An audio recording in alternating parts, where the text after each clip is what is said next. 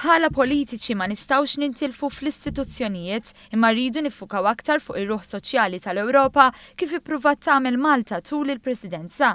Kliem il-Ministru għall-Affarijiet Ewropej u l-Ugwaljanza Helena Dalli fl-annwali tal-Presidenti u s-Segretarji Ġenerali tal-Kunsill Ekonomiku u Soċjali tal-Unjoni Ewropea u tal-Kumitat Ekonomiku u Soċjali Ewropew li tellet f'pajjiżna.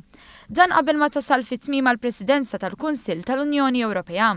Is-suġġett magħżul għal din is-sena jiffoka fuq il-mixja lejn suq tax-xogħol ġust u inklussiv fil-kuntest ta' mobilità fih dan l-Unjoni Ewropea.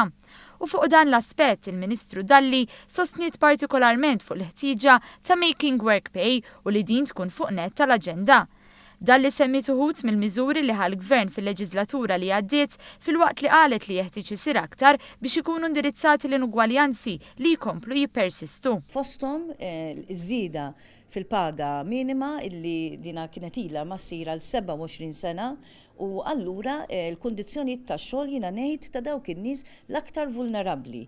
Huma il-fokus tagħna għandu jkun illi ntejbu l-kundizzjonijiet tax-xogħol, kulħadd irid jaħdem, allura x-xogħol tagħna għandu jkun iffukat biex ngħinu lil dawk in-nies illi l-inqas jistgħu jgħinu lilhom infushom.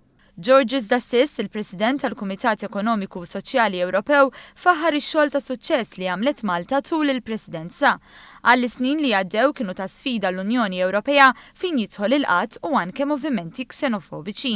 Faħħar ħafna lil Malta f'dak kollu li għamlet fejn jidħol it-tnaqqis ta' qatt, fejn qal li issa huwa żmien biex ikollna dialogu soċjali fuq it-tqassim tal-volum tax-xogħol.